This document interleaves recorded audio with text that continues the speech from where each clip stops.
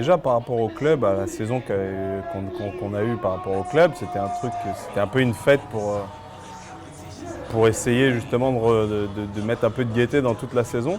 Et puis en plus, c'était la première fois depuis quasiment 30 ans que ça n'avait pas été fait sur Paris. Donc c'était particulier pour les dirigeants et pour les joueurs, même s'ils s'en rendaient un peu moins compte, et pour nous. Et donc c'était vraiment 3 jours qui étaient complètement particuliers. Intéressant, ils se sont super bien finis, donc tant mieux pour nous. Mais il y avait une atmosphère qui était... C'était pas... J'avais fait un trophée du futur à domicile à Châlons, où on avait perdu en demi-finale contre Pau, à l'époque où il y avait Thomas Hurtel, Nando Raposo et compagnie. Je ne l'avais pas ressenti de la même manière. Après, j'étais un peu plus à l'extérieur quand ils l'ont gagné en 2013, avec Yak, David, Axel, Clint et compagnie, Ulysse. Mais je ne sais pas s'il y avait le même feeling, la même atmosphère. Je ne sais pas, j'étais pas vraiment dans le truc. D'extérieur, j'avais l'impression que c'était une atmosphère un peu particulière. Mais déjà, quand on l'a reçu, quand on a eu la décision de la Ligue qu'on l'avait, les dirigeants et avec Benoît, on était hyper fiers en fait de pouvoir faire un trophée du futur à Paris. Je trouve que c'était une bonne chose déjà qu'on ait pu le faire sur Paris. Et je trouve que c'était bien parce que l'année dernière, ils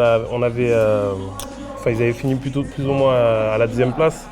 Et on n'a eu qu'un changement au niveau des joueurs. Il y a Renaud qui était parti à Poissy. Donc on a gardé une bonne ossature du groupe.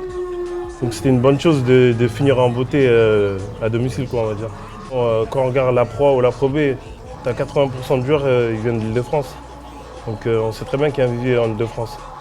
Maintenant après, vu qu'il y a tous les clubs qui sont dessus, c'est difficile d'avoir tous les joueurs, quoi, en fait. Diana nous avait contacté avec Charles l'année dernière en fait, pour qu'il y ait un joueur de chaque équipe qui dispute le All-Star Game. On était complètement partant avec Charles, sauf qu'en fait l'année dernière, si mes souvenirs sont bons, le All-Star Game était programmé le même week-end que le Trophée du Futur. Or, Nanterre y était et nous on y était.